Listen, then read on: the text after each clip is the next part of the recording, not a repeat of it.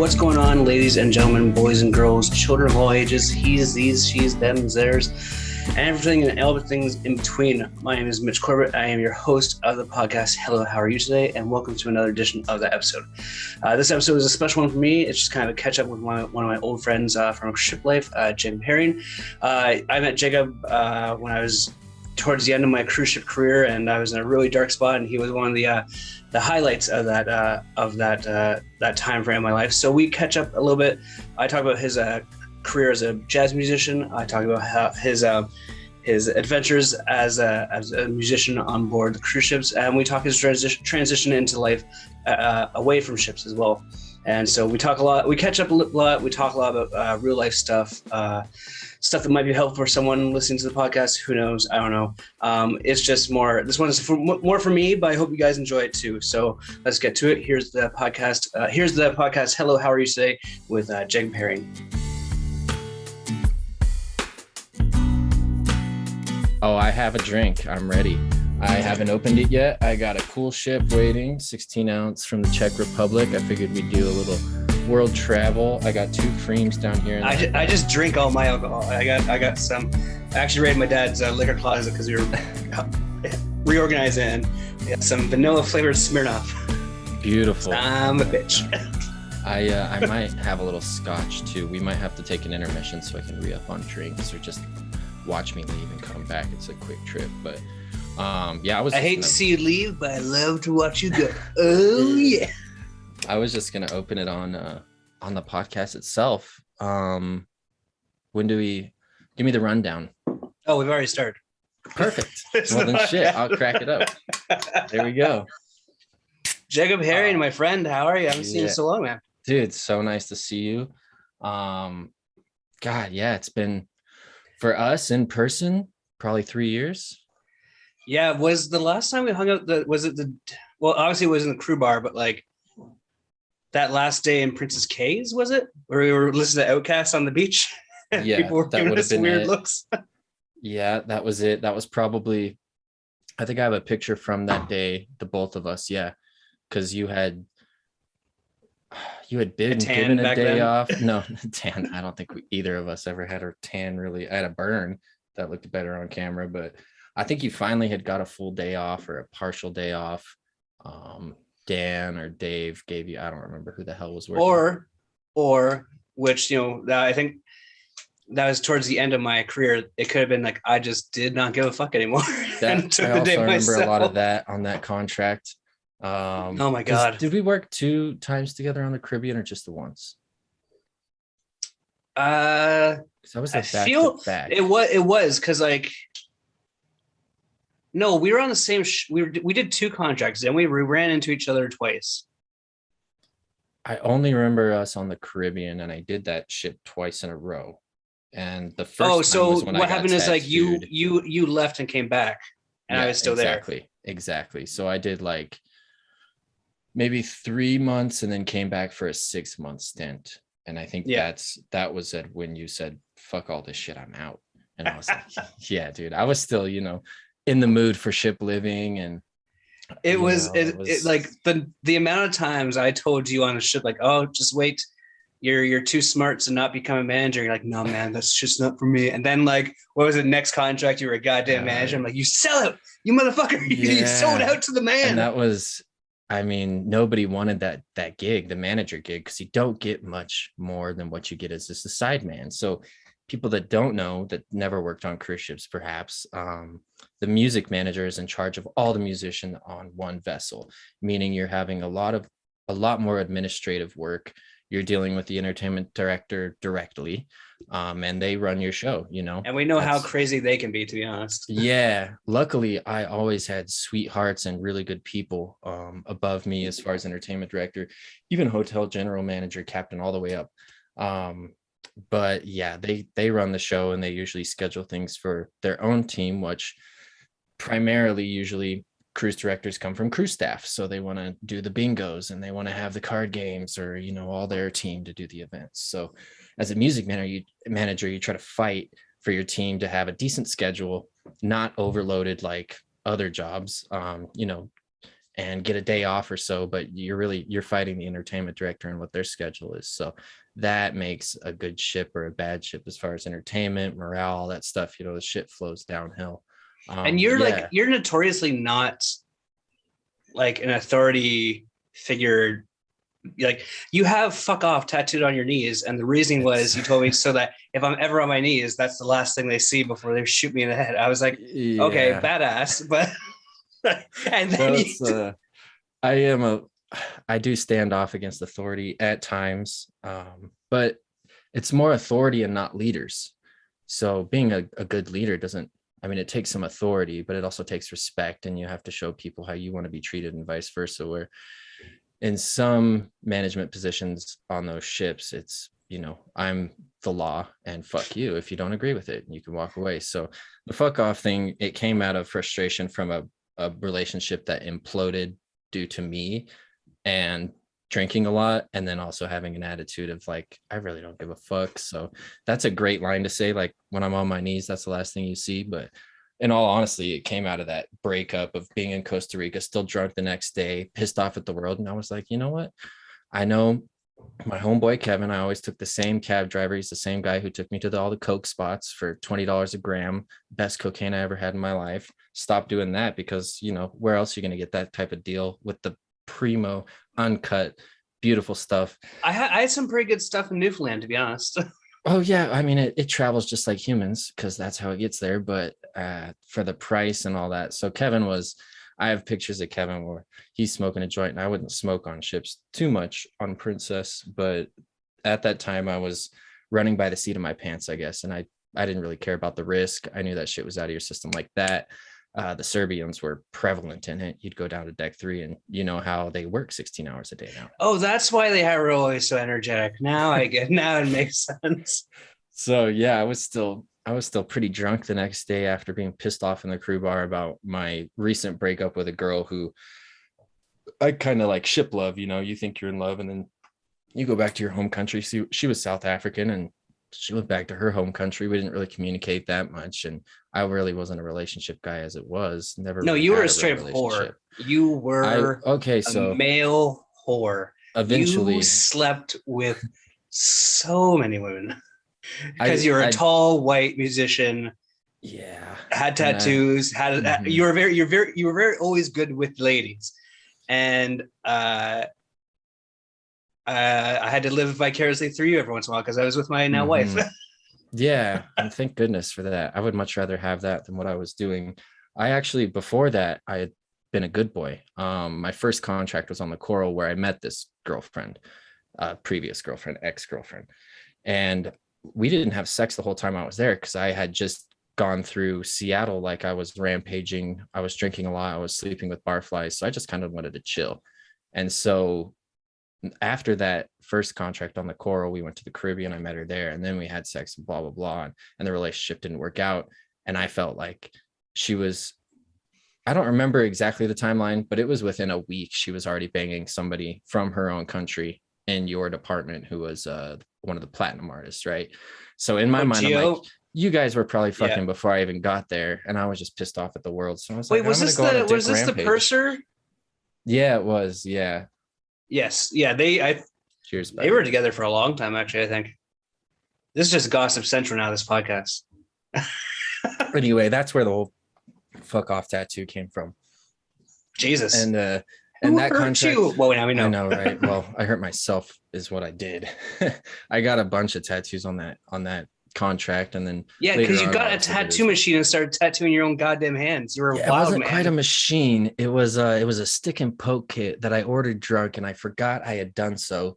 And then it had been months. I didn't think about it. I didn't even think it would get through security, because it was 17 individual needles in a box from the UK. So we're in Fort Lauderdale, and months later, I get a call from my manager. Hey, Jacob, you got a package down here. It's like, what?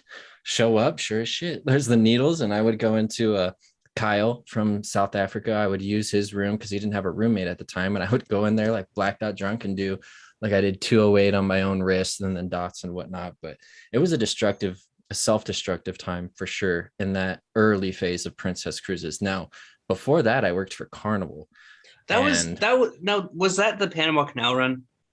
That was, yeah, when we were So doing it. like, I think a lot of like people who might listen, like we talk a lot about ships on this podcast because I have a lot of my friends, because I've met so many people from Hawaii. Like that Panama Canal run is a 7-day cruise with maybe 4 ports if you count Panama, Which and is Cristobal Lake or whatever the fuck it's called. it's a terrible. constant go, and then it's like that for 6 months pretty much. You get maybe one Caribbean cruise, like it's the same thing, and it is mind-numbingly just repetitive and awful and just And the hours for you ridiculous. guys were shit because you'd have to get up at dark AM to get into the canal and take videos and pictures and do all this stuff. At least you guys Bro, got to eat it's like outside food, but you nobody gets off the ship slowly in saw my Panama. mental state deteriorating as it went on. Yeah. You I don't know how you many went, times I did that. you left and like and then came back and you probably saw like me like fresh faced and then just like horribly depressed. I mean, you were emotionally haggard, I would say, especially from work. And your managers, God bless them, but they gave everybody shit, but especially you. So you would hear, you know, from Dave and no, so that's the I thing. call No, them the bulldogs. it wasn't Dave and Paul. I could deal with It those comes two. from the Like office, right? I could deal with those guys like because like they're it was the manager after that they left, the Val, who was the let's change everything and fucking let's not do the stuff that's been working, let's do all different stuff. It's like, no, why don't we just stick with what's working? People should know that for your department, the Panama Canal was a very fruitful run. You guys would make a lot off that typically, right? Like I remember everybody was always worried about numbers for your department. Musicians, I mean, you just play the fucking show and you go home. Yep. You work maybe 3 hours a day. I don't remember. I think that ship had Voice of the Ocean, so you had to deal with, you know, live guest karaoke, which is basically what it was. How many times do you have to hear My Way done by a drunk guy from Florida? Enough to fucking make you quit ships. But you God, we're gonna go all over the place, but do you remember the night that it was you, me, and Robin? I was trying to come up with a joke. Vaguely, not vividly. Oh, remember I was like, oh, maybe I can use the N-word in this joke. Yeah, okay. And we were both adamantly, yeah, you can't do that. I remember Team No. That was a big time Team No. And then like I told the joke with the word, and as soon as it left my mouth, I was like, oh yeah, no, I hear it now. That's that's something. I mean, you can say it in your head as much as possible, but when it's out in the world, it gets a little crazy. Well, there's a comedian who, I think it was Bert Kreischer, had a joke with a premise that used the word, and he had to use the word for the punchline, and he just abandoned it because same reason, you just can't do it. Yeah. Like there's only like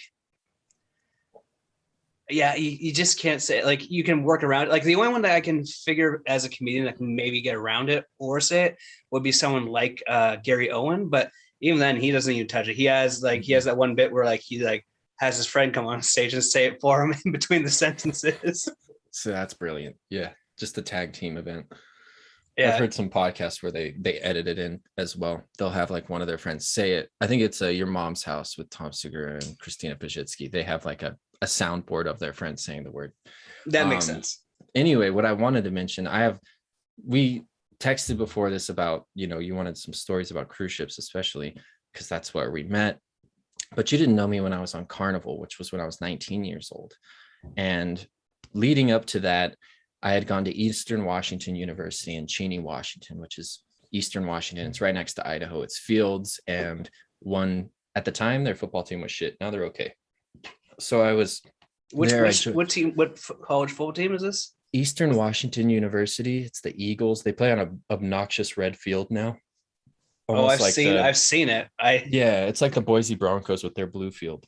Ugh, that wasn't there when gross. I was there because I'm an old man. So this was like 2008. I graduated 2007 from high school. So I go there, I join a fraternity. I don't know how to drink. I don't know how to smoke. I don't know how to study. I don't know how to do any of these things. So quickly, 2 quarters go by and I drop out.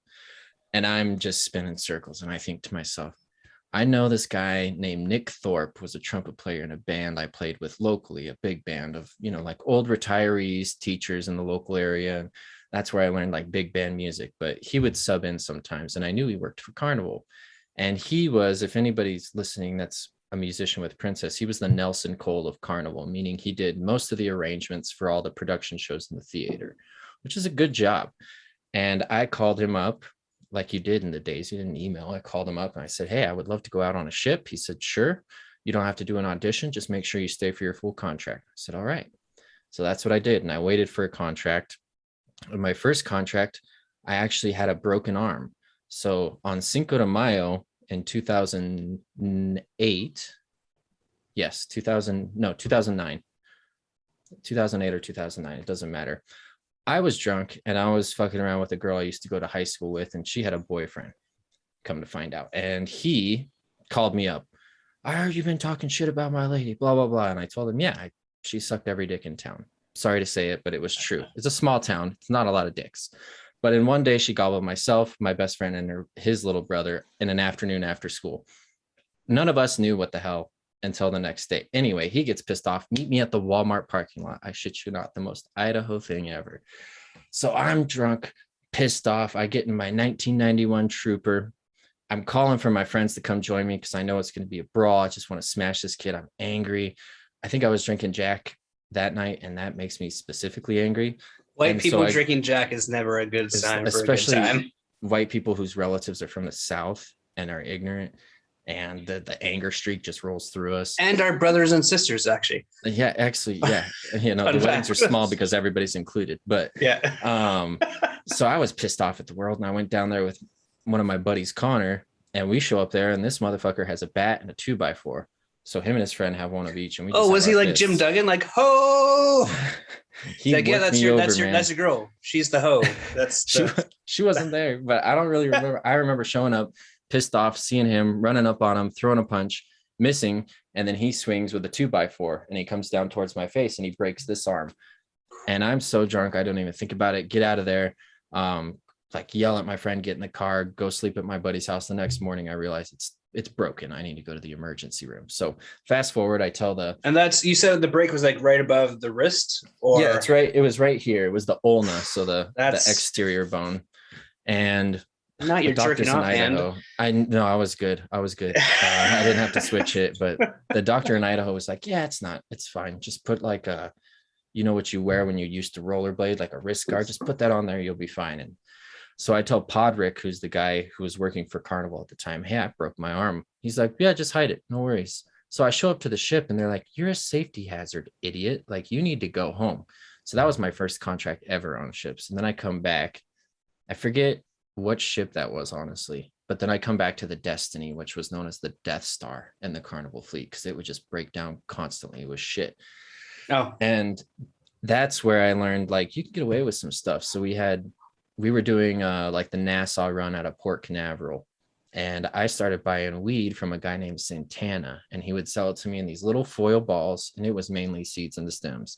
And I would bring it on the ship in my taint, like the little taint pocket on boxer briefs. There's like the crotch flap, and you just shove it under there, and you go through security because they don't give a shit. They don't actually know anything.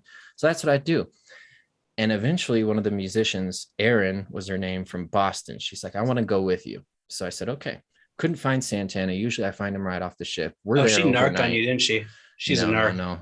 She sounds like a narc. It gets better. She narked on her own life. So she wants to go with me. I can't find Santana. I asked these guys, take me to Santana, cab drivers. Okay, we're going to take you. And Nassau is all fucking fine and well, just like a lot of ports, until you get out of where all the tourists are. And then it's a third world country. So the guy tells us, sit down in the back. You're white. If they see you in the back of this car as a white person, we're going to get stopped, and it's going to be questions, payoffs, blah, blah, blah. So that's what we do. And it was stressful. It was not a nice area. And it was, so it was Christmas Eve. We had an overnight there, and then New Year's Eve, we had an overnight there. So I was getting it for New Year's Eve. It's Christmas Eve. And I take Erin with me, and she's scared out of her mind. And we come back on the ship, and 3 days later, she threatens to jump off the ship. She wants to end it all. And I'm thinking to myself, oh, fuck, what have I done? Like, I smoked a little weed with this crazy Bostonian girl, and she saw the ride that we had to took. And I think she's just going crazy because of me. That's how stupid I was at 19 years old on a ship. Are you sure that the stuff wasn't laced with anything that would have affected her? Absolutely. It was like smoking really good tobacco. It was nothing. So yeah, that had to be laced with some sort of thing that would make her want to like jump off a That like She eventually, it came out she was not a mentally stable person and she shouldn't have been on there anyway. So I don't know if I led to the mental break or what it was. Maybe she didn't get enough of something in her life, but that's what I correlated it with, because it was an adventure that was not quite fun to get to that fucking weed. so. All right, let's take a pause to the action. And let's go a little bit back. So you are, yeah. I want to share cruise ship stories. I also want to get your story too, because like you're a jazz musician. You love Yeah. jazz. There's not a whole lot of people that get into jazz, let alone a tall, lanky white guy from Idaho. You know what I Yeah. mean? So where does that love of jazz come from? Why did you choose the trombone? And like, are there any great stories from that environment that you were able, and did that environment help you with the ship life at all? Or was it just like a Hmm. total 180? Yeah. So I kind of bookended because I had ships at such a young age. So I knew kind of what that experience was about already. So I wouldn't say that jazz, I'm sure it helped. Situations that happen in the music community help with all situations in life. But to take it back to the beginning, for music, nobody in my family is musical except for listening to music. My mom absolutely loves music. She listens to music, not jazz, but she does listen to music. So what she listened to was birthed out of blues and then eventually turned into country, 90s country. It's the same structure, it's the same chords, it's just done with a very white hue to it. It's whitewashed, but loving music, like most things in the most world. things in North Idaho especially. So Even with the potatoes are whitewashed. God, the potato. Hey, yeah, you're gonna wash that starch out if you want a crunchy potato. I do like a So crispy potato. I had made a best friend in the elementary school named Brad, and his brother played saxophone. I thought it was the coolest shit because the middle school would come to the elementary school and they would show you, they would perform their songs. And when you're that young, you cannot tell if it's good or bad. You just know it's like, wow, loud noise, that seems fun. So that's what I wanted to do. I wanted to play saxophone or drums. And I walk into Mr. Sumner, who was my sixth grade teacher at Woodland Middle School here in Coeur d'Alene. And first, I say I want to play drums, and my parents say, there's no way in hell. It's way too loud, understandably. And then I wanted to play saxophone, and he lied to me. Come to find out, he said, you have the perfect lip structure for trombone, which is bullshit because I have thin lips. Like it's not, they're not built for trombone. You want kind of bigger lips. You want fuller lips, and I don't have it. He just needed trombone players. So I picked it up, and it was actually, I took to it like water, like swimming. And so I stuck with it. And then big band is what we had more freedom in playing when we were younger. So you could actually solo, and in the jazz idiom, you could actually solo and have a voice and make something that's not written on the page. So I really enjoyed that because I got an energy out of it. And if I did well, other people gave me energy. So I saw, oh man, action, reaction, action, reaction. I fucking love this. Hey, I'm good at it. This is like the first thing I'm really good at besides shooting, which I can't really do around all of my elementary school friends or middle school friends because there's no like shooting courses in the school. Well, they don't assign the courses nowadays. I feel like it's a extracurricular activity. But that's I was good at it, and I took heed of it, and I realized it, and I really, really enjoyed it. So that's where I got the start. Fast forward, stick with it, doing well, natural talents carrying me through middle school, sharing first chair with a really nice girl named Janelle Roberts, who was like the sweetest thing. She was super talented. She transferred into our middle school. And so we would like, not rivals, it was a competitive rivalry. It wasn't like, oh, I'm better than you, blah, blah, blah. So I did that throughout middle school. Got to high school, same thing. I was still naturally gifted, but my two best friends were a drummer and a trumpet player. So we all pushed each other to discover music. Small group jazz setting is that's where the love of it came. Was it was just like skateboarding. I used to skateboard in middle school. It was all about finding the next cool thing within that realm. So it would be like Blue Note is a huge jazz label, still is to this day, but it was really, really big back 50s, 60s. And we would find these albums that were classics, but we didn't know about them. And we would just go to like Borders, which was a bookstore that had a CD section, or Hastings here locally, which is also a similar thing. We would just look at the covers, we'd know the names, and we'd listen. And we got excited about it. We all pushed each other to do better and get excited about it. And then there was a trombone player who was a little bit older than me named Alex Crandall, another fucking awesome, nice person, probably one of the most intelligent people I've ever known. He later went on to the Air Force and now he's studying music again, but he was playing in Tuxedo Junction, which is where I met the guy from Carnival, the community big band. So he offered me his spot as he went to college. So that's where I met my mentor, which became my mentor, a guy named Ernie Carlson, who was from Montana, but he lived in LA for 32 years doing professional studio work as a trombonist. So he told me how, like, it's cool that you're good at it naturally, but you got to work at it. You can't just practice 30 minutes a week.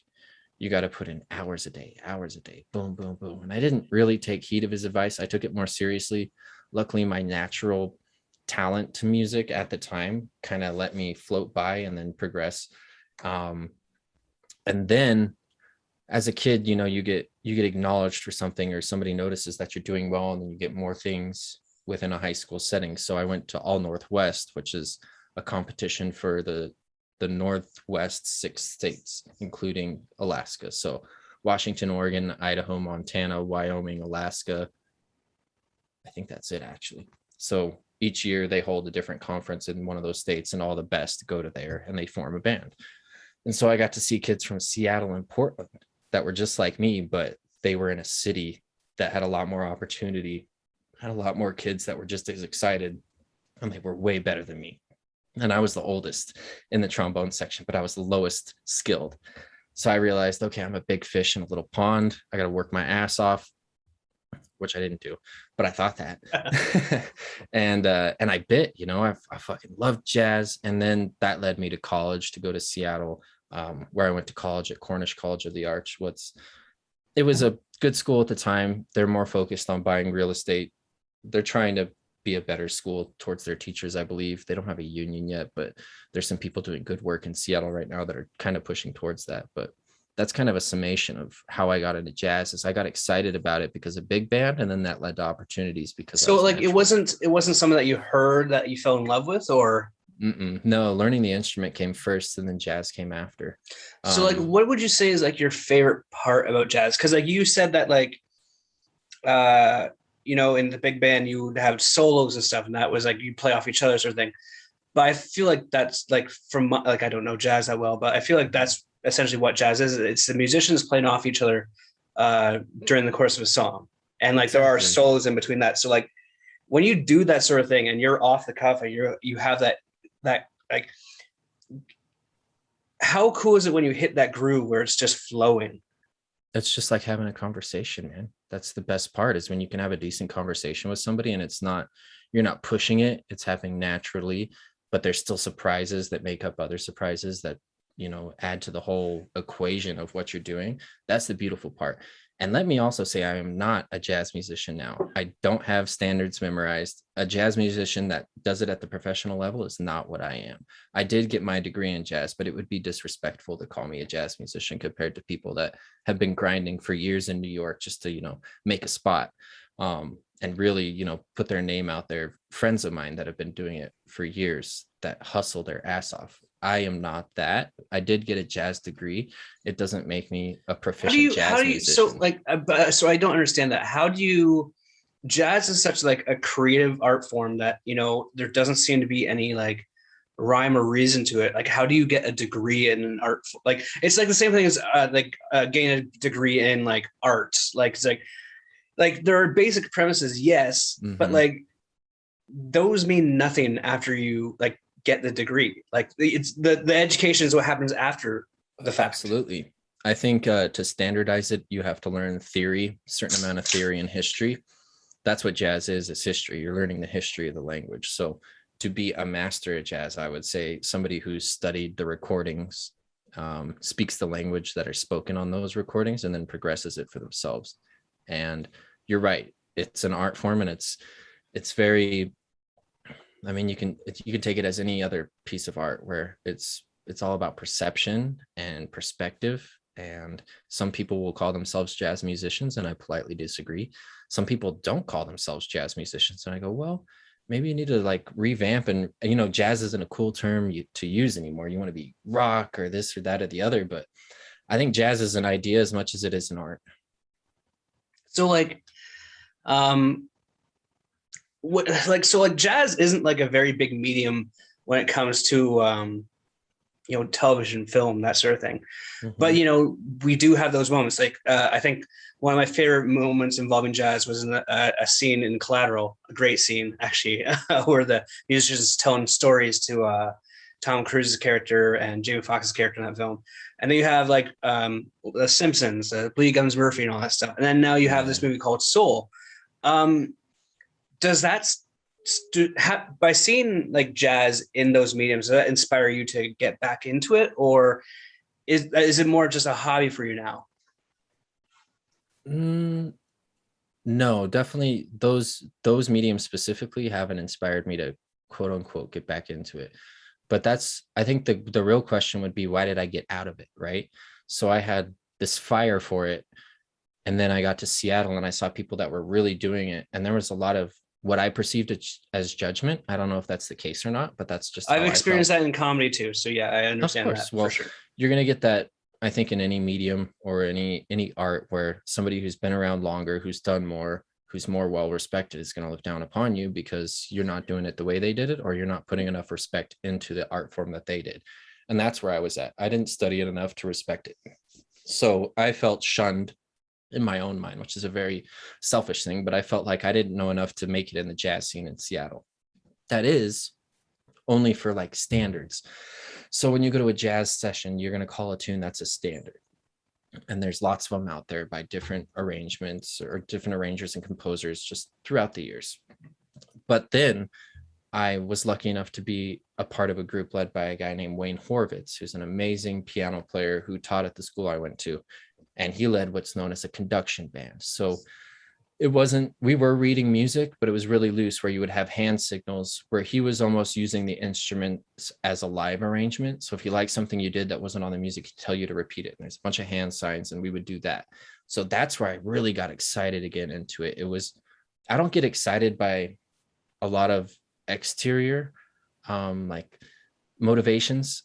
I get excited by what makes me feel good when I'm doing it. So I have to do something. And that also has made me stumble along the way. But Wayne Horvitz's group, the Royal Ring. I also probably feel like another stumbling block was going on cruise ships, where like you are you have a script and you have to follow the script, and it's the script every single night Yeah, of every single cruise of every fucking show and everything. And absolutely. But the that's only also time where jazz lets us speak our minds, because it's all about, like, you can solo. It goes back to that beginning where I felt that energy when we would have those few jazz sets, rather than playing in the theater for some fucking schmuck who does the same jokes, who does the same songs as every other fucking schmuck. That shit didn't excite me. But every once in a while, when you'd get a good band on ships, you'd look forward to those jazz sets, because you could actually speak, and you're not saying it with words, you're speaking that universal language, but you're like, oh, there's my release, so there's my dump. but those are so far and few in between. Mm-hmm. And so like it's gotta be like kind of mind numbing to like, okay, I finally get a chance to do this, or I could have a night off. Or, like it's hard Mm-hmm. to kind of like, I feel like that's the struggle with being an artist, is that like I want to do the art, but like I'm so exhausted by doing the regular, the mundane stuff, that like you're trying Yeah. to like get the energy up to do it. And like the times that I saw you, because I never got to go see the jazz nights because I was always fucking working. It was usually a fucking formal night or whatever. Is Yeah. when we had the band nights at the crew bar, and you would be jamming with the singers on board, the professional Mm-hmm. singers. You'd be jamming with the bands, the rock and roll bands, and be the jazz quartet. And you guys are all just meshed together and do this fucking smorgasbord of like awesome rock and roll. Those were the best nights in the crew bar to me, because everyone was having For a good time. sure. Everyone was jamming. Even the people in the like that were just having conversation, they were jamming with the conversation because the music Mm-hmm. was so popping. That's the irony of cruise ships, because they try to duplicate that for the guests, but they can't duplicate it. They've tried on the have you spoke specifically about who we worked for, or who you worked for previously? Have you No, mentioned them by name? Okay. I So think the maybe company, once or twice. I try and I don't, yeah, I was just making sure. try and The not go company down we that worked rabbit hole of for, getting sued. Maybe. yeah, I don't want to be liable for what I'm saying. But Carnival, I don't give a fuck, because it was way over 10 years ago. Yeah, the statute of limitations has Yeah, left. that's right. And I got more. But the company we worked for musicians and shows, they were really trying hard to revamp and refresh. And they were trying different styles of music on open decks. And they were really trying to recreate that, take from each ensemble and then create this big ensemble of excitedness and whatnot when it would happen in the crew bar naturally. So it goes to show like how much you try and force feed your corporate musicians, and it doesn't work. But also people don't, in my opinion, musicians don't go on cruise ships to be an artist. You go on there to get paid. It's a job. You realize it when you get there. So if you're going there to be an artist, I think you're going there for a wrong reason. Well, so like, I did want to ask you that question because like, I know the comedians that are on board ships. I've had a few conversations with them, and like they never seem happy that they have to go on a ship, right? Because their goal is to become, the next Jerry Seinfeld or where the fuck what they want to be. Do you say that because he's a clean comedian and that's all you can do on cruise ships? No, they had the adult shows as well. The adult shows, very, but rare, like no one attended those because the company we worked for was very PG moderated and sort of thing, like a certain clientele. Mm-hmm. But like then you go like with the artists, like it is good money. It's hard to turn down good money, but like it's so like what is the juice worth the squeeze in your opinion in terms of being an artist and being paid? So for me, I guess I think I'm a unique case, but nobody's unique in this world. For my situation, I had been hired to go on tour with a big name band and it fell through. And I was sick of working in restaurants. So it was kind of a fuck it. I still want to do what I love, which is playing music. And I can wrap anything up to look like a present. I can enjoy any show, no matter how many times I play it. I can find something to love about it, which was taught to me from my first mentor. He said he did Broadway. He did like over 1,500 shows of Cats. It's like, you got to forget the music and enjoy it every time. So just forget what you did, do it again. That's the mindset that I went into. So I didn't come to express my art. I was still excited about what I was doing on my own because I had just started my own little EP of everything that's on it was me. So I was excited in that aspect. I had a roommate who was really into production. So I was learning, and that side I was really excited to explore. But as like a performing musician in front of people, I knew that wasn't going to be the case because I had experienced it before.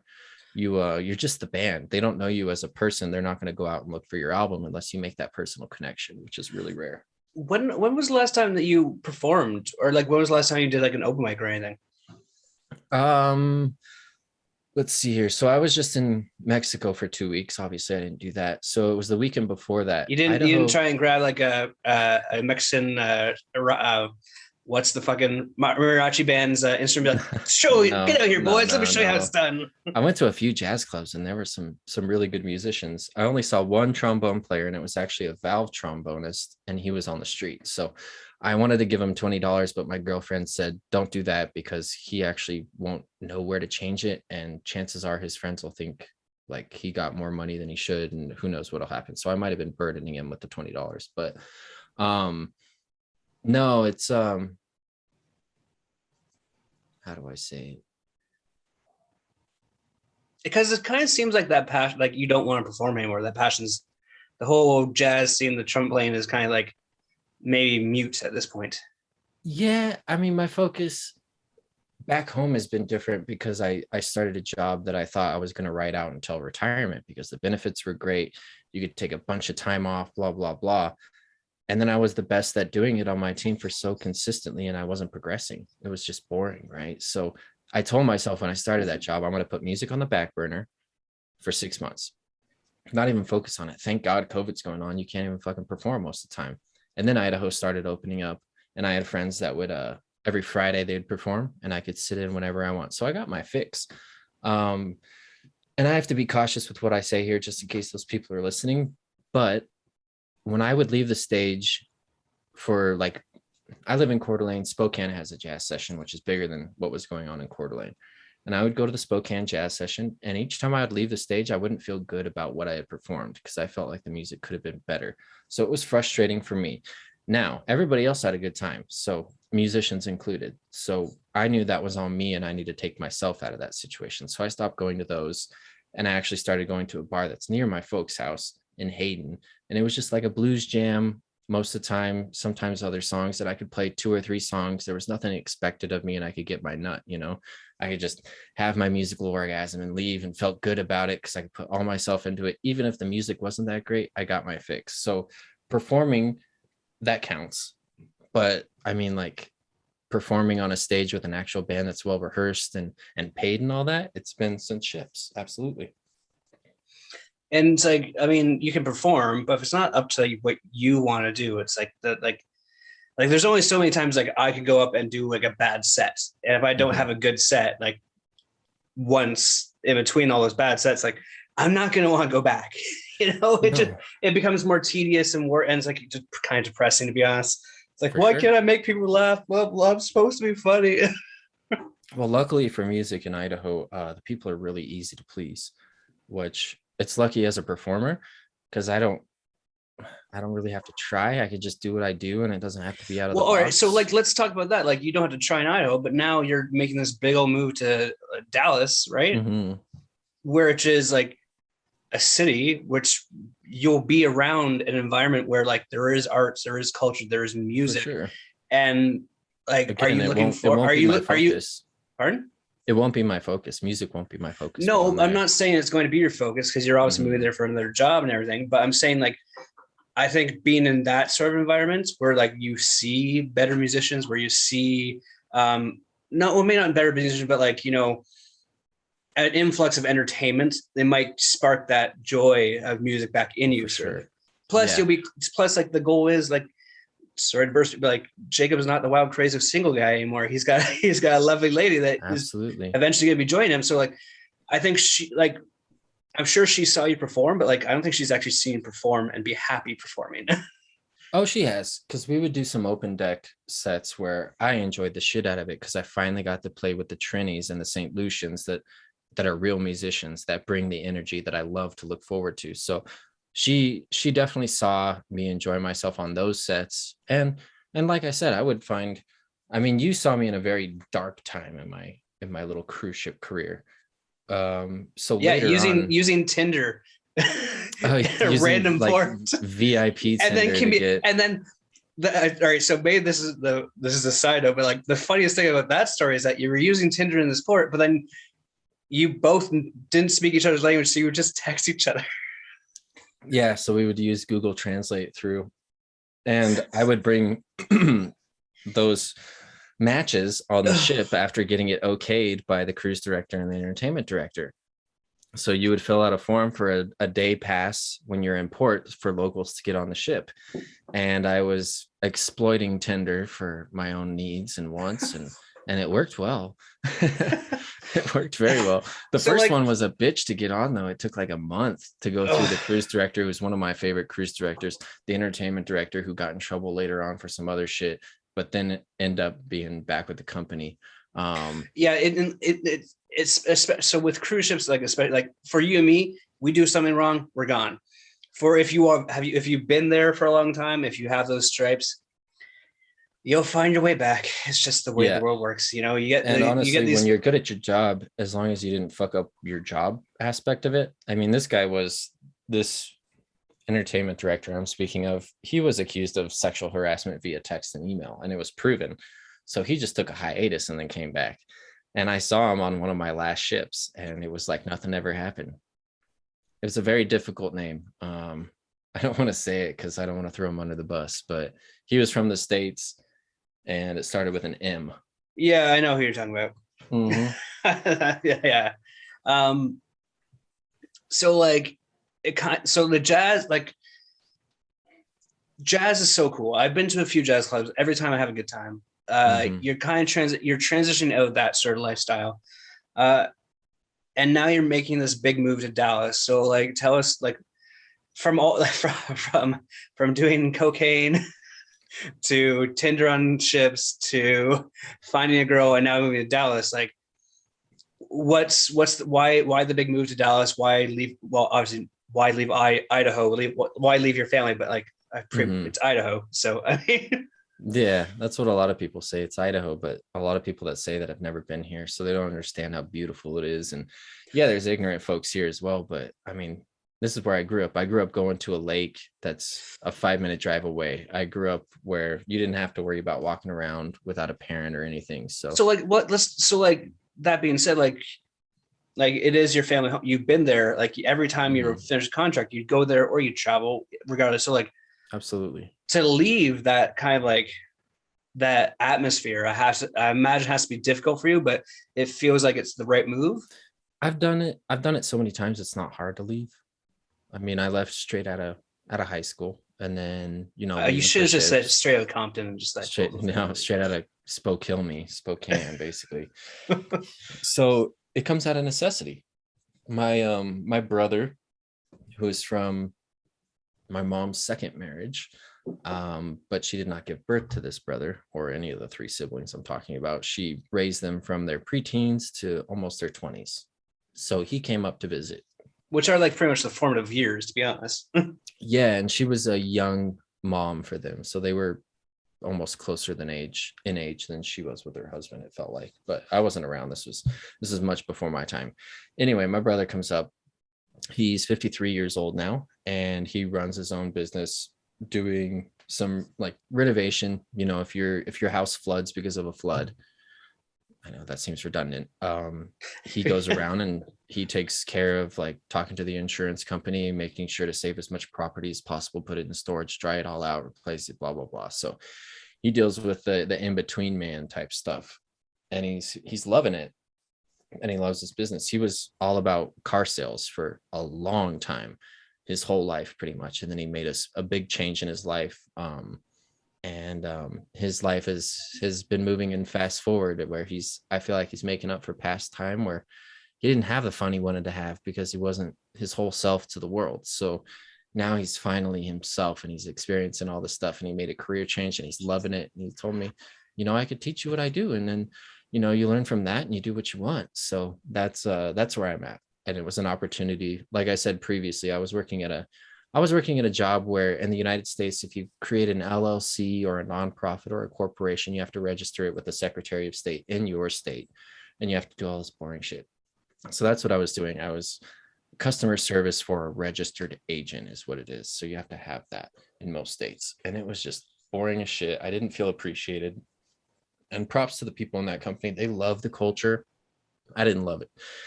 So I got out of there. As soon as he offered it to me, I gave my 3 weeks notice. I said, yeah, I'll drive down when I get back from Mexico, because I already had this trip planned to go see the girlfriend for 2 weeks, excuse me.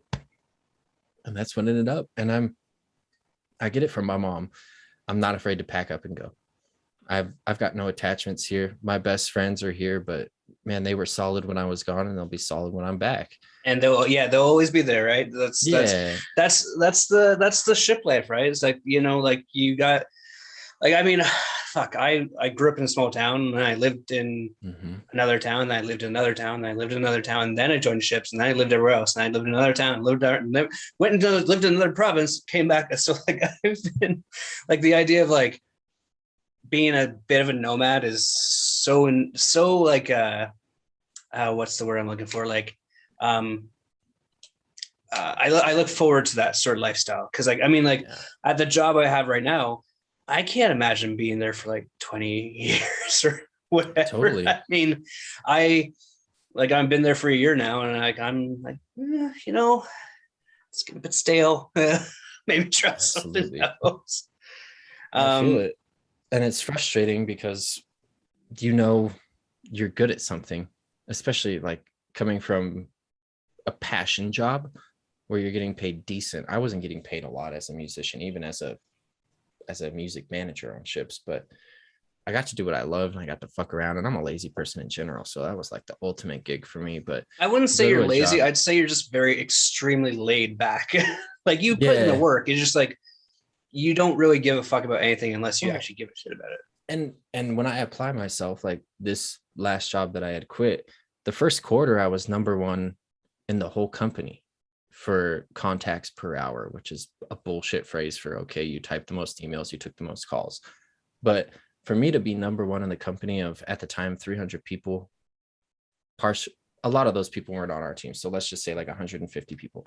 If I'm number one the first quarter and people have been there for over 5 years, there's something fucking wrong with the company. Well, also, like, let's take into consideration, like, you're number one, and like you said, like, you weren't feeling appreciated. Like, how different would it have been if they said, hey, good job, Jacob, we really appreciate your work. Like you, like, you know what I mean? Like, and they would say that in time to time, but it was a weird culture there where it was, all right, this is going to sound sexist. Preface.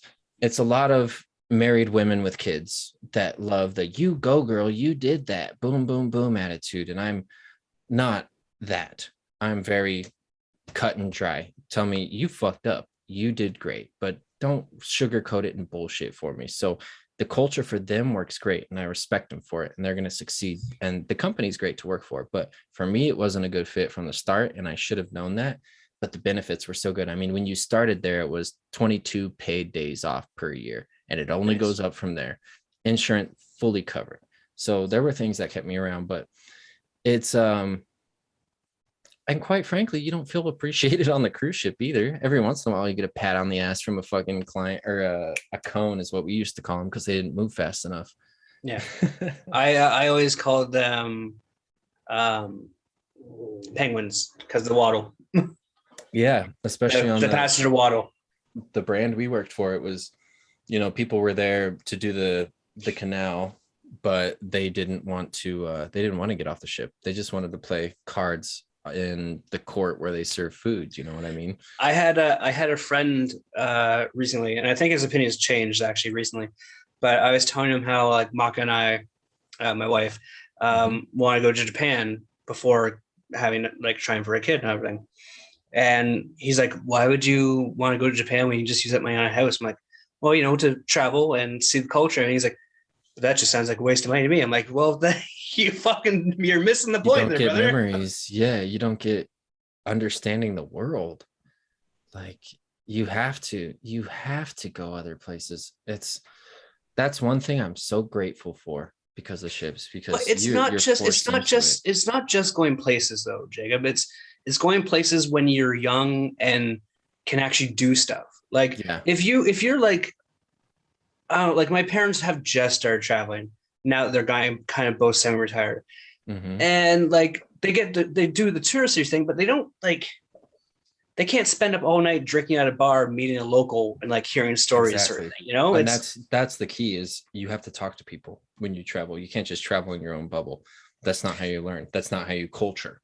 Now, at that same time, there are certain people you cannot talk to. I remember a specific day we had an overnight in Port Lakaya, a dry dock in Port Lakaya, and was at a bar, all black bar, just white person from small town, blah, blah. Yeah. My friend was from Louisiana. I go outside. I'm like, hey, do you guys have like a joint man I could buy off you? And like, yeah, just come around the corner. I'm like, I fucking should go back in the bar right now. Yeah. Like, those were the wrong locals to talk to. but thankfully I was smart enough to know better. Yeah. Let me just put in a beer order so I don't have to leave the mic. That's the cool thing about staying with your folks is moms are moms. Fucking dope as shit. That's one thing about the pandemic that really my ego has been shot. I'm like, oh yeah, I didn't set myself up for success on land. I had to move back in with my parents as a 32-year-old, and I've been hanging around for a year and a half. So I'm happy to move to Dallas for that as well. But well, you know, like I feel like that's not a bad thing though, is because like I would hate to have been so young and found a job and have everything sorted by the time I was 30. I feel like 30 are the prime years for growth. And then, you know, like I keep on reading all these things like, oh, so-and-so was this age and till they found success. And so-and-so was this age until they found success. It's like, it's just the fucking like, I don't it's care stupid, about so-and-so. But it's stupid, but it's also like, it also hammers the point that like age is like not a fucking important thing. Full circle, Outcast song called Elevators. One of the chorus lines is age ain't nothing but a number. Ain't that the truth? You don't learn from age, you learn from experience. Yeah. By the way, speaking of Outkast and that genre, have you listened to the new Nas? No. Fuck, bro. So good. I've been avoiding all the music. I'm still in my comfortable cocoon of like reggae playlists from ships. Dude, it's the new Nas album is wicked. I have it on repeat right now on my Spotify. It's dope. But didn't that come out like a year ago? No, it came out on Friday. Okay, so I remember like last Friday. I remember specifically interacting with you on Facebook about a Nas album coming out, and then it never did. So okay, no, I haven't. No, that was Eminem. No, yeah, that was the Nas, but like we talked about that recently while you were in Mexico, and it came out the But day you got also, back, I we think. talked about it a long time ago. Anyway, no, I haven't I think listened we were to it talking yet. about like why there hasn't been a new one. I could understand why he needs to find the Yeah. producers that could actually do the beats, in my opinion. But Yeah, no, yeah, he's fucking so good. Oh my god. And I'm looking forward to like, I don't even know if I should be excited about the new Kanye just because I feel like he's gone off the deep end in terms of like I feel like he's so creative, but like I feel like he's like kind of like gone Tarantino-esque where like no mhm. one can tell him that that's a bad idea. So he just does it whatever the fuck he wants. And you know, Well, that's it's I think that's where he thrives. Like he obviously knows how to sell an album, and I'm not offended by it because I waited maybe 3 centuries for fucking Frank Ocean's second album, and I was let down. So I can give a fuck about these Kanye fans waiting for an album. Yonda, what a great name. Go for my yourself. my friend was at uh did you meet Riamo? You know Riamo, don't you? Or maybe not. I couldn't tell. I couldn't tell. Hold on just 1 second. He I got a delivery. oh oh the mom is at the door. Give her. Oh, hola mama.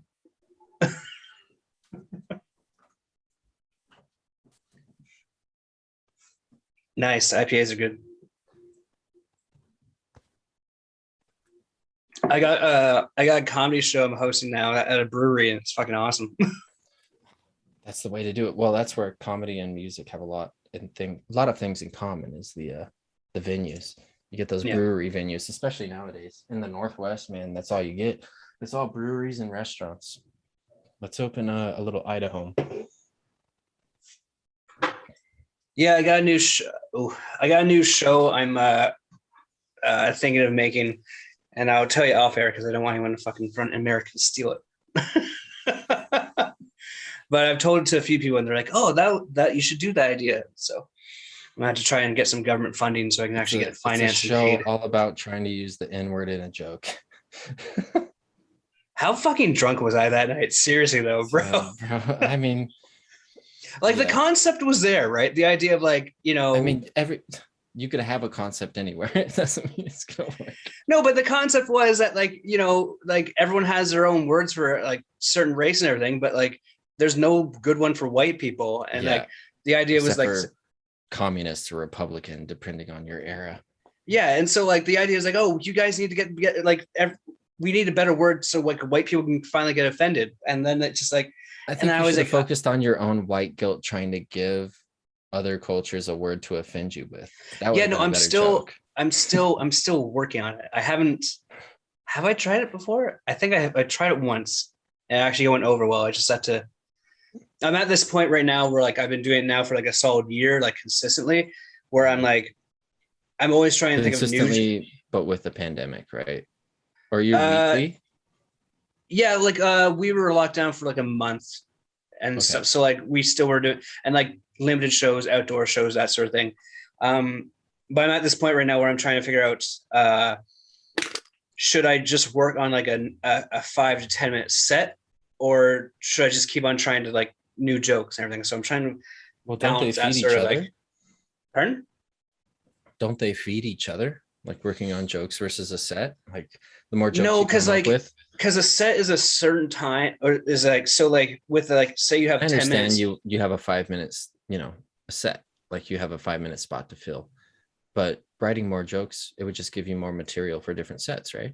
Yeah, but the idea of like working on a set is like, oh, you have this exact 10 minutes that works that Mhm. people can hire you to perform at certain days and get paid for sort of thing. And then you try the new stuff and you can add on eventually sort of thing. So it's like it's just figuring out like because I'm always thinking of new jokes. Like I have like I have my phone by my bedstand and I'll be like sleeping and I'm like idea and like write Yeah, write it yeah. down and just usually like a bullet point or something and then like but like I think at this point I'm having to work on like actual stuff that works and then work on the punchlines to like crescendo to that end punchline. Crescendo is Yeah. what you want to say to sound very musical. Yeah, your forte. Yeah. Oh yeah. So Actually, go ahead. No, you go ahead. I was gonna say, like, a lot of people have been asking me, like, do you miss ships? What do you think about them going back and all that stuff? And it's it's not confusing for me, but it's frustrating because I know a lot of people on ships right now with the company that we worked for, and they have finally got shore leave so they can go up shore, but in Alaska, and that's it. And it's so frustrating. And they're only allowed to go into the worker space. They're not allowed to eat upstairs or anything like that. So I would say, I like how I'm answering a question that I was never asked, but I am so frustrated about cruise ships because you're in more of a jail now. Like, you have less freedoms, and that's what you signed up for. So I would never do it again. So, like, I feel like with that, what you just said, like, you know, the sad and the great thing is that, like, you and I are from North America, Canada, America. We have certain freedoms that allow us to know what's right and wrong. Mm-hmm. I feel that, like, with this new pandemic and with the cruise ships opening, they're only going to get a select, like, group of workers that, you know, aren't allowed certain freedoms. And that's the only way that they're going to be able to, like, profit or make. Because, like, if you and I were on a ship right now and they said, hey, no shore leave, no crew bar, no blah, blah, it's like, why the fuck am I here? I'm here to travel and make money. That's exactly. And more so travel. I'm not here for making money. Like, but I know a lot of people from Australia and the UK that are on ships right now, and they're loving it.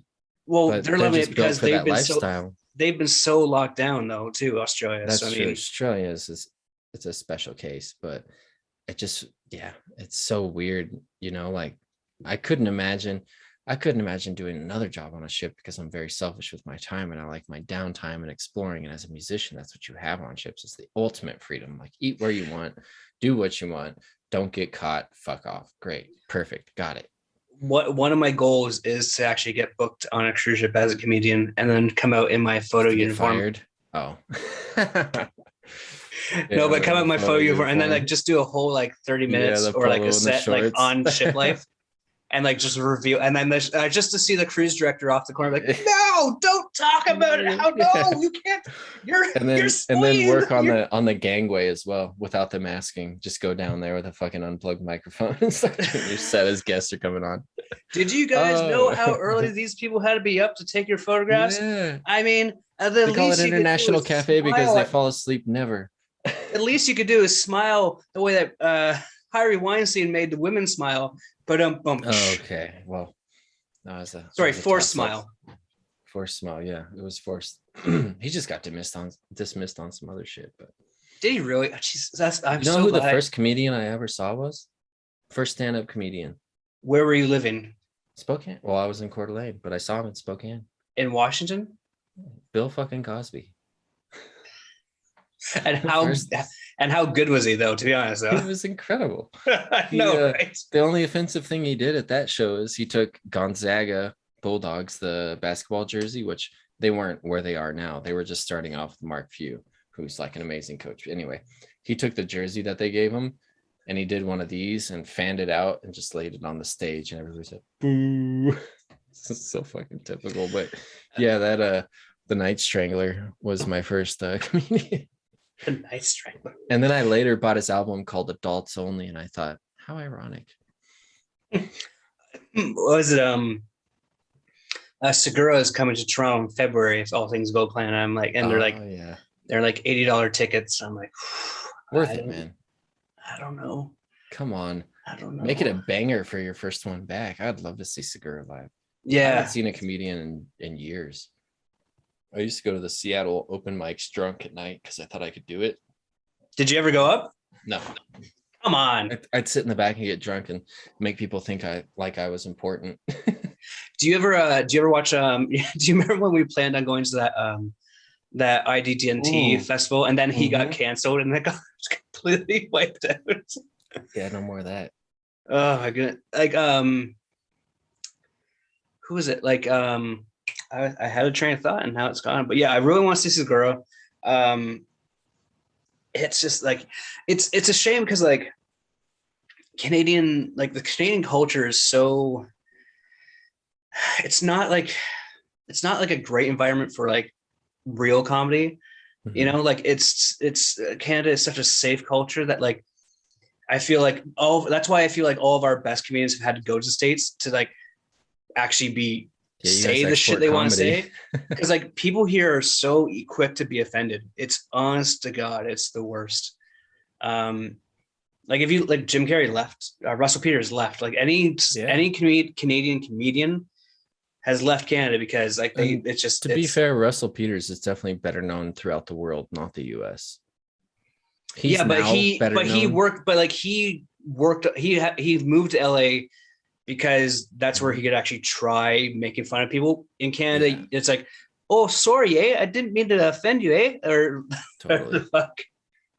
He's an incredible DJ with really strong hookups in the hip hop community. That poster above my there you go.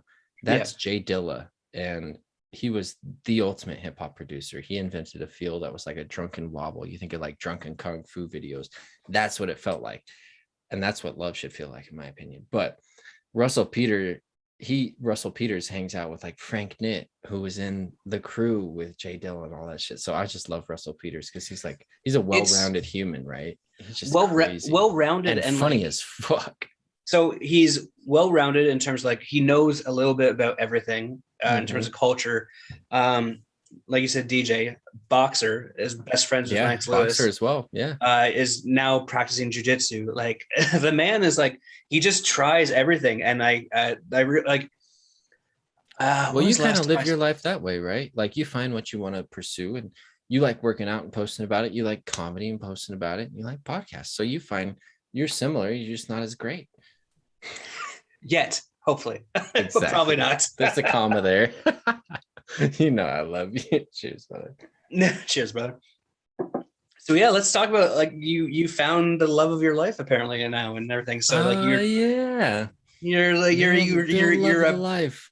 yeah, and so like how'd that all happen? Because like you said you were in such a dark spot on the Caribbean, and then you obviously went and did another contract, and that's where you met her. And when you first told me you Yeah. had a girlfriend, I was like, the fuck, really? How does that happen, right? Who was stupid enough to latch on to this Yeah, dipshit? because you have some stories. Yeah, no. So she tells it a lot better than me. It sounds a lot cuter. It sounds a What's her lot more name? planned out. Valeria. Jesus Christ, with a name like that, no wonder you got hooked. Valeria. Yeah, she's exotic from tip to toe. From stern to stem. From bow um end from God, was it that's just starboard to not bow end to bow port? end, at least. Let's hope not. It was her first contract ever. And so I saw her in the crew bar her second or third day. And she was sat with one of my Mexican friends from my first contract, literally my first contract with the company we worked for. So Dama, do you know Dama and Alex? Alex was a DJ, Dama was in youth staff. I Alex was probably from Canada. the name. So like the thing with ships, like everything sounds familiar. So yeah, I hear probably you. It's all maybe just I a don't know. fucking gray blur. So Dama was there, my Mexican friend, and she was sat there with Valeria, and I was like, oh shit, she's cute. I'm in a tuxedo. It's formal night. I think I'm in between shows or I'm on my way to a show because I would always get a double vodka ginger ale before the show, a double vodka ginger ale between the shows, and then at least 5 after the shows, plus whatever we drank. It was beers, it was Plus Texas Tim's crazy smoking shot. copious amounts of cigarettes. Jesus, I've cut Yeah, back on you my sit. smoking quite a bit. Like I'm down to a Oh, pack a week, but that's like great. I think about like all The like death trap, man. There's no windows. You go in there, you're not coming out because it's not my worth it. You ruin your my clothes, so my you're gonna have to man, do a fucking wash. like the smell, like going back to the cabin and like smelling. I'm like, oh my, Imagine how like your balls smell. Like those people, these poor women and men. I mean, some after a of which. formal night, especially. Yeah. So on a formal night, I was in my tux. I looked good, dressed up. I actually bowed the tie because I had a great music manager named August Aerosmith who was like, if you can learn how to tie this, you can keep it. So that's what I did. So I was either before the show or in between shows, and I saw her because I would go out into the little lobby, like on most ships, there's a little tiny crew bar. and you work your way through a door, then there's a bigger room where shit happens. And I went where the shit happens. And I saw her there and I was like, damn, she's cute. But I was also not looking for a relationship at all. And that's always how it starts, man. It's yeah, always how it exactly. starts. That's what I keep on telling people too. I'm a stereotype, but I told my roommate at the time was single and he's fucking around. I was like, man, you should do it, you know? And this is how dark I am. I'm gonna send her all these idiots all her way and see how she does with them. And so they would joke, you know how nervous young kids are on ships. There was like a cadet. There was a cadet that was British and he was just making a fool of himself. My roommate making a fool of himself. One of these casino fucking guys that I couldn't stand making a fool of himself. And so I saw how she dealt with that and she kept on eyeing me up. And I finally came back in shorts and a t-shirt. She saw the tattoos. So she saw like formal Jacob. He could be your butler. He could be your mayor. Or she saw, you know, tattooed Jacob, which I was going to say redneck Jacob. Redneck Jacob. You'll yeah, she saw the other side. But eventually I said, yo, I think she's cute. I told Dama, my friend, and she's like, yeah, she thinks you're cute too. So we went into the smoking room. We talked, smoked cigarettes, really hit it off, kissed that night, I think. Like I let her leave and then I walked her down. I was like, yo, you should give me a kiss. And then I was like in a dark place. So I would go to the gym late at night during crew bar hours just to show that I was going to the gym. And then I would ignore her. I wouldn't even pay attention to her. And she got frustrated with that. And she finally stopped me. She said, what the fuck? And she put me in my place. I was like, okay, she's the only one that's actually like not worked for it, but let me know that she actually cared. She was attracted to me. She cared about my personality, all that shit. So that's what made me fall in love is like, wow, she put the effort forth like a dude.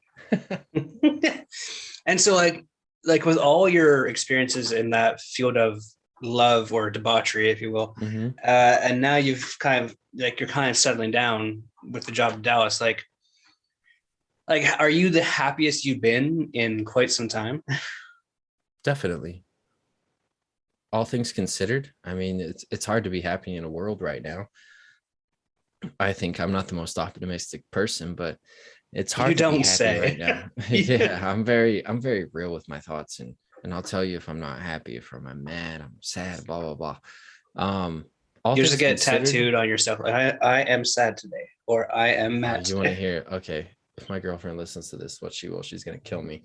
She has a tattoo on her back that says "Believe in herself," and it's in cursive, and it's between her shoulder blades. And you can imagine how that would lead to some funny lines when you're having sex. It's like, really, you're gonna put "believe in yourself"?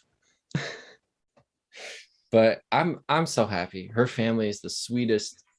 She has a little sister, not a little sister. She's 22, 23 this year. So she's young. She's just finishing up school. Her mom and dad are sweethearts. Her grandma is the best. I got to meet her grandma or her grandpa before he passed away. He was like the main patriarch of the family, super nice guy. The first time I met him, he goes, what are your intentions with my granddaughter? I was like, damn. Okay. But and do they all speak English, or have you had to learn Spanish? All of them except for the great aunt and the grandmother. See, like I still like Maka's parents don't speak English, like very poquito, and my Spanish is still not great either. So yeah, I can tell just by the way you said poquito. It sounded like poquito. Exactly. And so like it's just like, but I kind of like having that barrier there because like it leads for me more communication with my wife for them. What? No, listen, you're lazy. That's why you're selfish. You don't want to fucking speak Spanish, so you don't. No, I know. I am learning. I am doing the whole Duolingo bullshit and everything. It's just like, it's hard to take it seriously when you know that you're not going to see them for a while. And I like as soon as like we can get a ticket to go see them, like boom, I'm gonna learn as much as I fucking possible.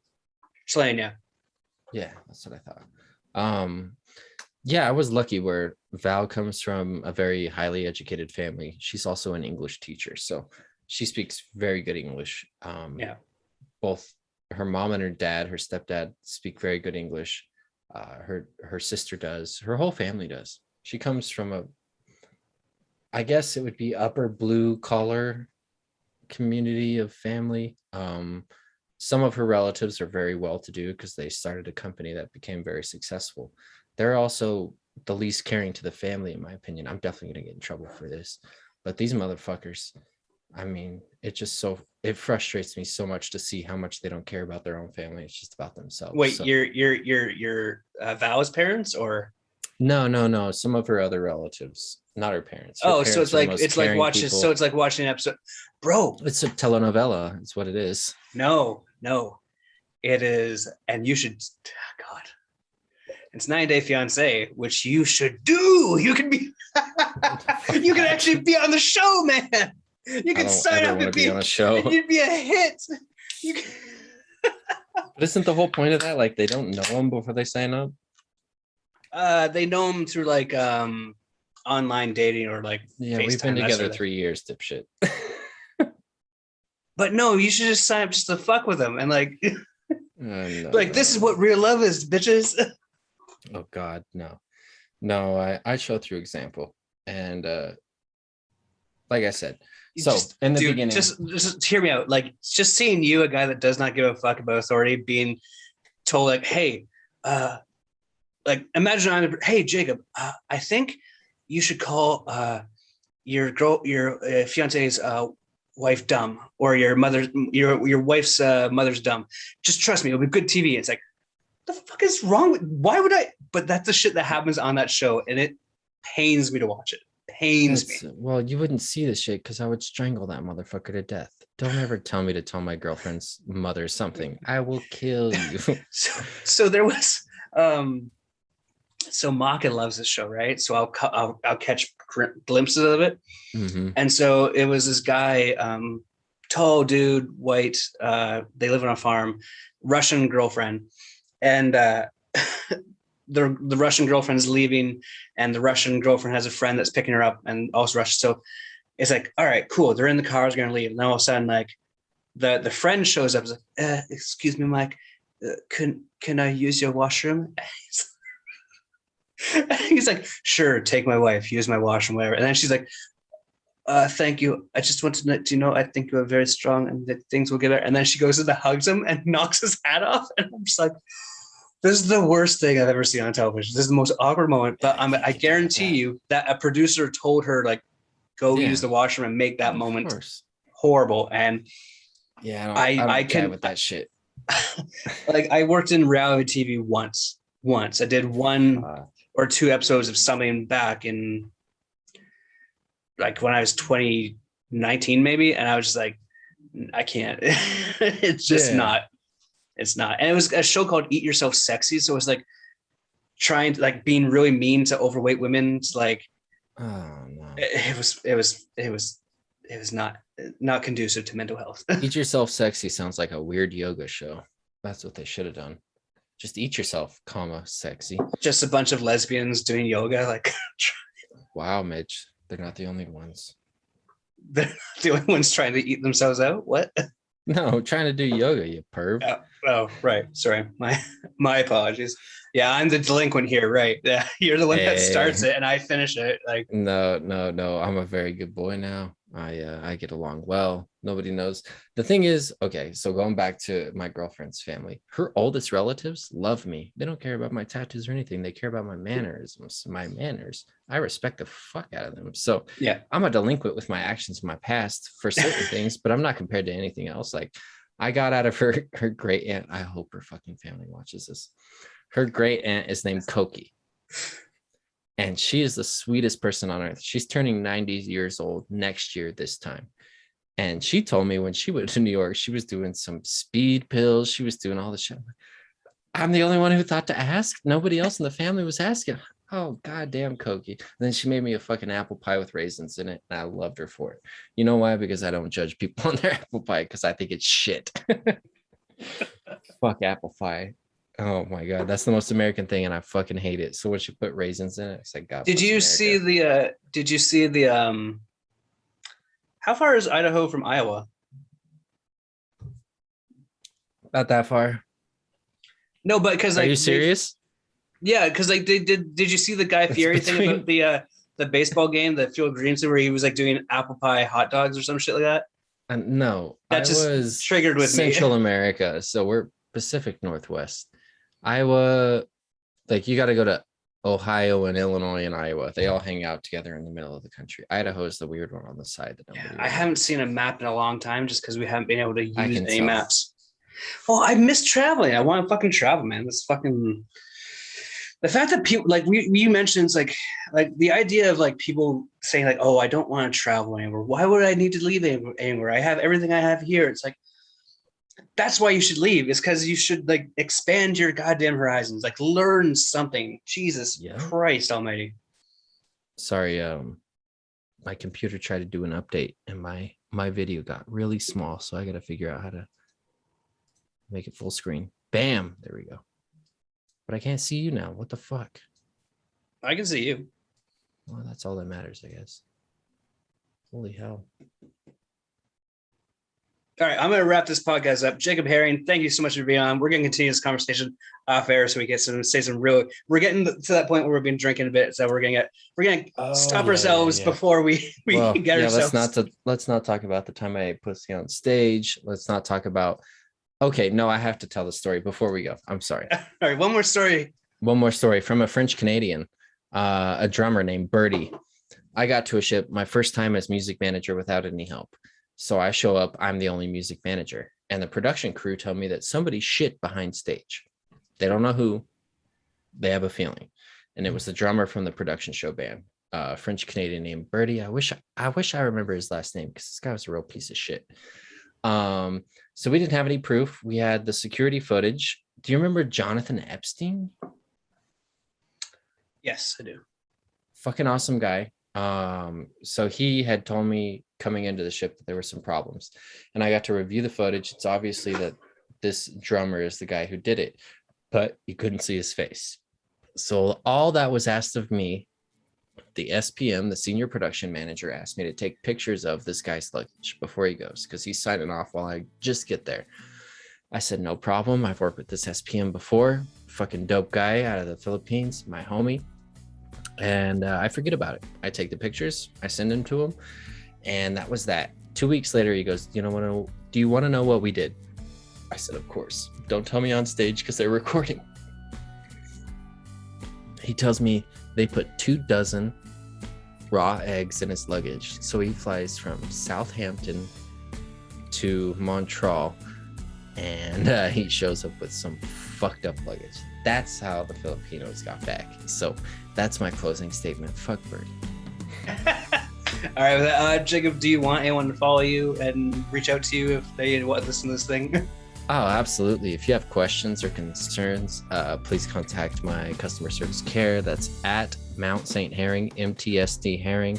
That's another story that I should have told. But really, yeah, don't do that. Don't go on ships now. Wait until it's good. Man, I feel sorry for those bastards. All right. Thanks, Jacob. Right. Love you, man. Love you too. Well, I hope you guys enjoyed that podcast with Jacob Herring. Again, one of my closest friends aboard cruise ships. And, it's great with technology, Zoom, particularly FaceTime, that sort of thing.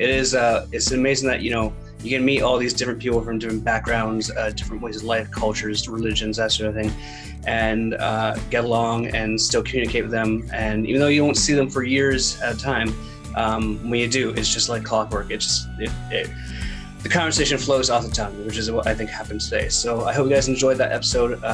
Tune in again next week when we have another great episode, another great guest, and I will talk to you guys then. Cheers.